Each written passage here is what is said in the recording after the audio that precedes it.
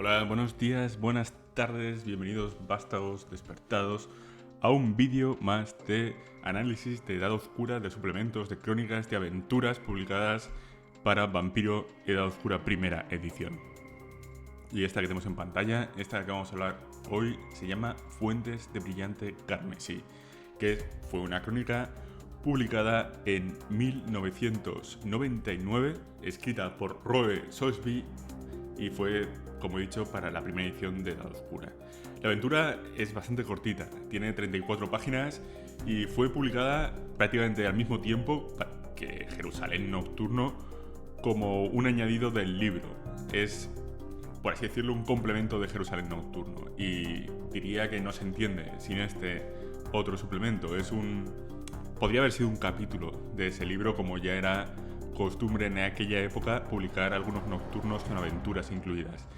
Y por alguna razón, y quizás por motivos económicos, en este caso decidieron que fueran por separado. Pero bueno, tenemos esta aventura con esta preciosa ilustración de William O'Connor, que tiene algunas portadas muy icónicas, como la de Constantinopla Nocturno, como el Ladrón de Cenizas o el Caballero de Cenizas. Y en este caso, este PDF, que es de la Biblioteca de la Hermandad, ha sido remaquetado y la verdad es que es precioso. Es muy muy bonito el PDF, así que echadle un ojo si podéis, porque me parece que a nivel estético merece mucho la pena. Fijaos en esta ilustración, que es uno de los personajes que veremos después, que es Quintus, el caballero del lirio. Entonces, bueno, ¿de qué va esta aventura? ¿De qué trata Fuentes de Brillante Carmesí?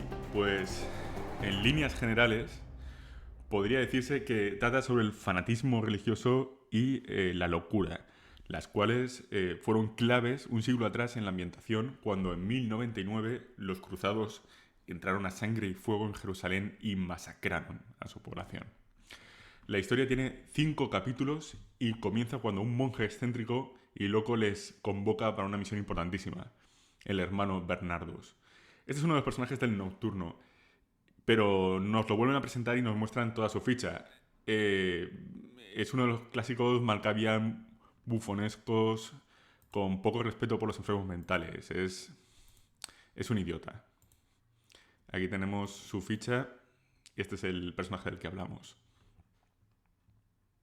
Entonces, Bernardus les pide ayuda para detener el ritual de unos Baali que se han infiltrado en la ciudad, y si a los personajes no les mueve el honor o el amor al prójimo, les ofrece lo que sea para que intervengan. Está desesperado y está dispuesto a mentir e incluso ofrecerle su propia sangre como recompensa. Cualquier cosa con tal de que detengan a los Baali. Entonces, se supone que al final los personajes tienen que ayudar. Si no, la partida se acaba y si no entran en la historia, en la crónica.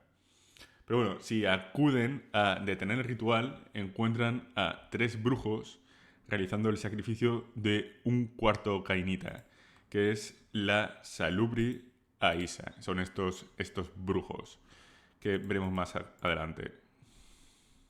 Denelem Ofusco, Peter Bloom y Grigor Barak, que están enfrentados a este cuarto personaje que es Aisha, que también aparece en el Nocturno. Entonces,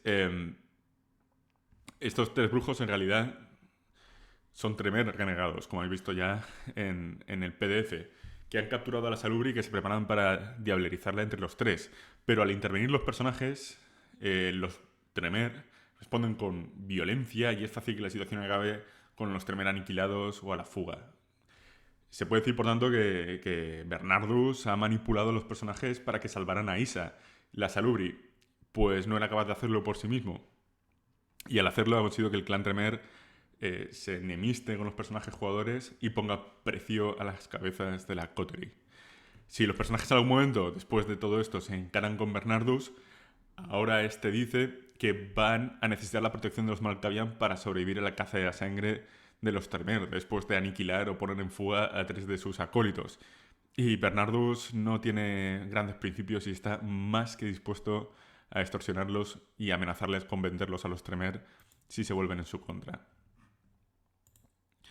Entonces, bueno, pues esta sería la introducción a la historia. A partir de aquí empieza el acto 2. El acto 2, el capítulo 2, consiste en que Bernardus, chantajeándolos si hace falta, les pide que investiguen la aparición de un cainita enloquecido por la ciudad que vaga por ella con extrañas ropas, gritando unas pocas palabras. Bernardus quiere que los personajes lo encuentren y lo lleven ante él. Si se niegan, los venderá a los Tremere. Y para contactarlo, Bernardus, para encontrar este cainita perdido y enloquecido, Bernardus les pide que hablen con Granulf, un Nosferatu con una actitud muy, muy mercenaria ante la vida, o ante la no vida. Granulf, que es un personaje que nos presentan también. Creo recordar que no es un personaje del Nocturno, sino que sería un personaje nuevo. Está por aquí. O lo he perdido. Está aquí abajo. Este personaje es, al final, les lleva hasta las afueras de la ciudad, donde ha aparecido este caballero vampírico durante las últimas noches, pero también le vende su ubicación a Rashid, que es un fanático religioso musulmán de los Banu Hakim que está cazando a los últimos supervivientes de la Primera Cruzada, de esa masacre que se había producido en el año 1099 en Jerusalén, cuando llegaron los cruzados, y de la que supuestamente no había habido ningún superviviente. Es algo que ocurrió casi un siglo antes de los acontecimientos contemporáneos a la historia, que parten de la base que juegas en 1197, o sea, 98 años después. El resultado es que apenas pueden hablar con este vástago enloquecido que vocifera únicamente un par de palabras. Quintus, o 5, y requiesco, o descanso. Requiesco es una frase, es una palabra en latín conjugada, con lo cual no tiene sentido a menos que conozcas el resto de la frase. Pero no pueden llegar a hablar con Quintus porque es rápidamente ejecutado por el Assassin, y aunque pueden tratar de salvarlo y pueden competir con Rashid, al final Quintus o Quintus morirá tarde o temprano porque el Assassin es mucho más poderoso que ellos y cuenta con el factor sorpresa. Entonces, bueno, aquí empezaría la trama principal, o después de presentarnos aquí en el capítulo 2 los antagonistas, que es uno de ellos Rashid. Deben descubrir los personajes qué ha ocurrido, qué está ocurriendo en la ciudad. Y por fin se empiezan a abrir un poco las líneas de acción y tiene algo de libertad de movimientos. Han descubierto que Quintus era un superviviente de la masacre de la Primera Cruzada en un periodo que es llamado la Semana Sangrienta, que se creía que no había escapado ningún vampiro de Jerusalén. Va vestido como un cruzado, como un caballero de una orden de esa Primera Cruzada, de la Orden del Lirio, y se espera que los personajes indaguen en la historia de Quintus y descubran su identidad y para ello pueden, pues, desde recurrir a Ranulf, el Nosferatu que les ha traicionado, o a varios... No era personal, ¿no? O a varios otros personajes mortales que nos presentan como un boticario, un visionario o un cazador. Y la verdad es que estos personajes secundarios mortales, o más o menos mortales, como el boticario Hamel Infaidun o Sunif, son quizás los más interesantes de la crónica por las subtramas que pueden presentar y que le dan algo de color y de profundidad a la historia, que si no sería bastante aburrida y profundamente lineal. Pero en cualquier caso, la verdad es que la trama no avanza si no encuentran a Adonijah. Adonijah es un personaje de la Biblia, es un antiguo príncipe de Israel, hijo de David, hermano de Salomón. Y aquí en el juego es un Deus Ex Machina absolutamente brutal y absurdo que resuelve todo lo que queda por resolver de la historia. Este personaje no es un vampiro, pero es inmortal y ha conocido a los propios antediluvianos, a los progenitores de los clanes. Ha vivido en la época del rey David y en la época del rey Salomón, y además no puede ser atacado ni herido por personajes. Tiene plot armor, que se dice, ¿no? La armadura de la trama. Así que bueno, vamos a decir que es un espíritu muy poderoso y que es el personaje clave de la crónica que no se sostiene sin él. Es un personaje eh, que ya lo que queda de historia te lo resuelve y si no cuentas con su ayuda no puedes resolverla de ninguna forma. Entonces, bueno, llegados a este punto, los personajes ya habrían descubierto en el capítulo 3 que los cainitas, esos 5 cainitas cristianos, habían 5, Quintus era el último, habían sobrevivido a la primera cruzada y se esconden bajo los túneles y cavernas de Jerusalén. Quintus era uno de ellos y fue maldito con la locura cuando encontraron el cuerpo de Malkav y se bebieron la sangre de su guardián, que era uno de sus hijos favoritos. O sea, encontraron el cuerpo aletargado del progenitor del clan Malkavian, pero no bebieron la sangre de Malkav, o no toda la sangre de Malkav, sino bebieron y mataron a uno de sus hijos. Aquí nos da a entender que todo lo ocurrido durante la semana sangrienta, durante el saqueo de Jerusalén, las masacres, que se apilaban cadáveres que apenas podían avanzar por las calles los caballos, fue provocado o al menos potenciado por los sueños del antediluviano en letargo bajo los túneles de la ciudad. Entonces, el caso es que tienen que entrar en esos túneles y encontrar a los otros 4 supervivientes, porque uno de ellos, Quintus, ha sido asesinado. Así que Adonilla, que es el Deus Ex, y les dice cómo llegar, sin él no pueden entrar, todo se ha dicho, y les da 4 gotas de sangre de Malkav, no se sabe cómo las ha conseguido, que pueden devolverle la cordura a los 4 supervivientes. Esto es otro MacGuffin que se dice, ¿no? Otro objeto súper poderoso y súper mágico que se utiliza para avanzar la trama. Los túneles a los que se presupone que entran los personajes después de descubrir el pasado y tener que llegar hasta el final de la trama son lugares súper peligrosos, angostos, claustrofóbicos y se derrumban al paso de los personajes.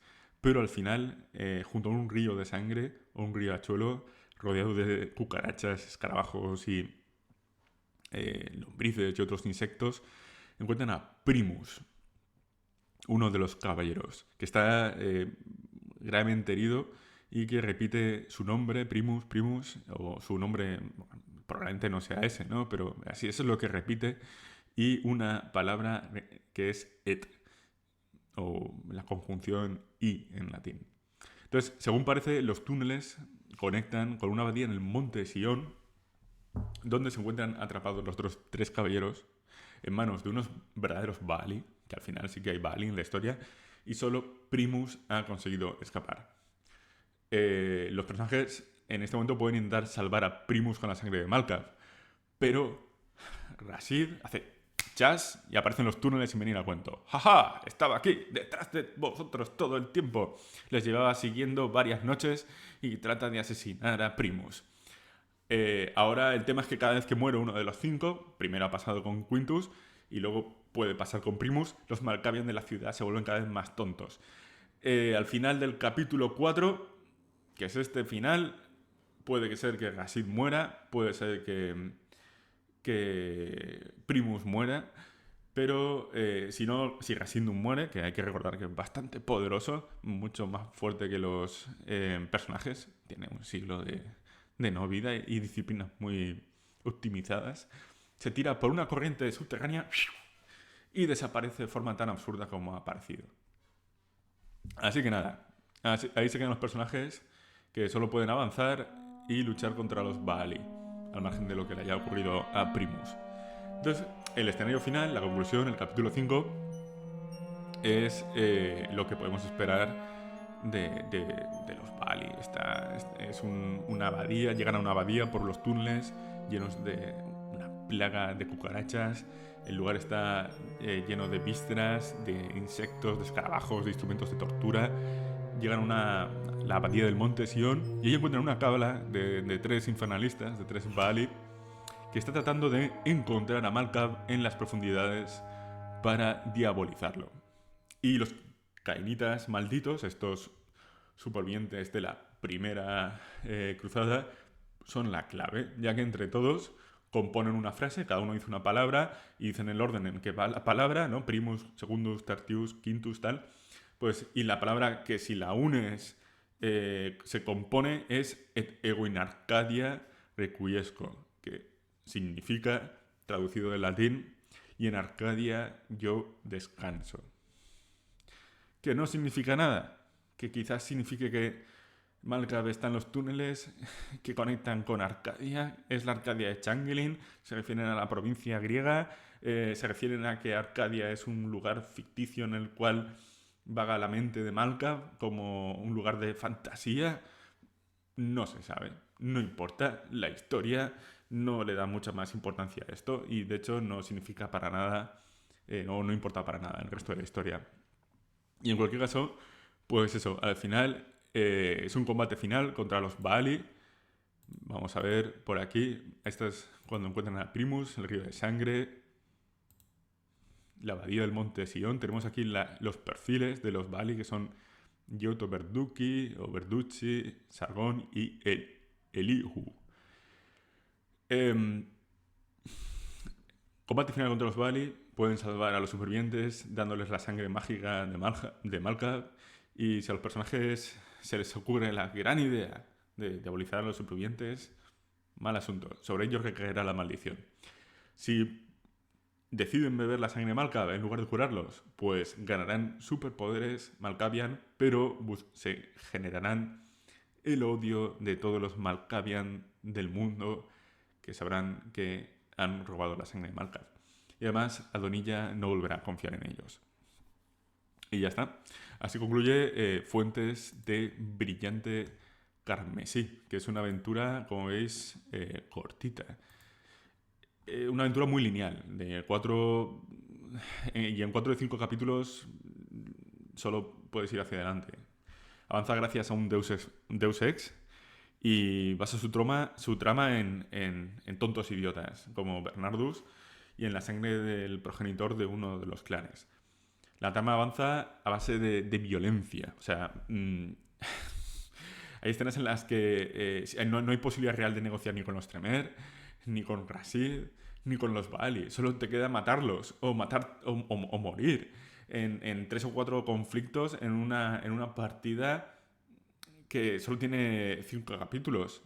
Y Tremere, Rasid o los Baali son los principales antagonistas. No hay capacidad ninguna de utilizar las habilidades sociales con ellos, ni de negociar nada, ni de ser ingenioso a espadazos. La tensión se construye en base a la terrible amenaza de los Baali, que hay que aniquilar y punto. No hay más. Tampoco influye en absoluto el trasfondo de los personajes, que pueden ser de cualquier tipo, o incluso el escenario, ya que únicamente conecta con la historia de Jerusalén en la masacre de la Primera Cruzada, pero la historia podría estar ambientada en cualquier lugar donde haya habido una carnicería, poniendo un antiguo bajo tierra y echándole la culpa de todo ello al antiguo. Realmente, donde no ha habido una masacre en Europa, en Tierra Santa, en los últimos milenios. Es muy fácil ambientarla en cualquier otro lugar. Supongo que al final el mensaje es de la historia, de la crónica, es que el fanatismo religioso, tanto de los Baali como de Rasid, ¿no? Como de los caballeros, es una forma de locura que desata la violencia más extrema y una crueldad que se convierte en una maldición eterna. Que, bueno, pues podría ser una lectura, pero la verdad es que es bastante contradictorio y bastante absurdo decir, al final concluir que solo ese fanatismo solo se cura a base de espadazos, y es un poco idiota, ¿no?, la forma de solucionar todo ello. Y en conclusión, una aventura corta, que es un suplemento de 34 páginas, 4 o 5 de las cuales son personajes del Nocturno, y tengo que decir que pese a que la trama no me ha gustado, hay que decir en su favor que esta aventura no requiere más que Jerusalén Nocturno para jugarla, y de hecho sirve perfectamente de comienzo de una crónica más larga ambientada en la ciudad. Deja muchas subtramas abiertas que pueden explorarse, como por ejemplo el conflicto con los Tremere puede ser explorado, ahondado en futuras crónicas. A diferencia de la Marca Cruzada o de Bajo la Negra Cruz, Esta es una crónica que no requiere de un gran conocimiento de la metatrama, aunque aparece Malca de fondo, ¿no? O de otros suplementos en los que aparece Lucita o Mikabikos para hacer avanzar la historia. Esto es un punto a favor. Básicamente que no aparezcan Lucita o Mikabikos para robar el protagonismo. En contra, no tienes a Lucita o Mikabikos, pero tienes el personaje de Adonilla, que tiene aún menos sentido que Lucita, ¿sabes? Entonces, pues bueno, no es mejor, es peor, pues la verdad es que es una cosa por la otra. Y eso es todo. Esta es mi valoración de la crónica. Espero que os haya interesado el análisis. Podéis dejar vuestra opinión y vuestros comentarios bajo el vídeo y estaré encantado de responderlos. Un saludo y buenas noches.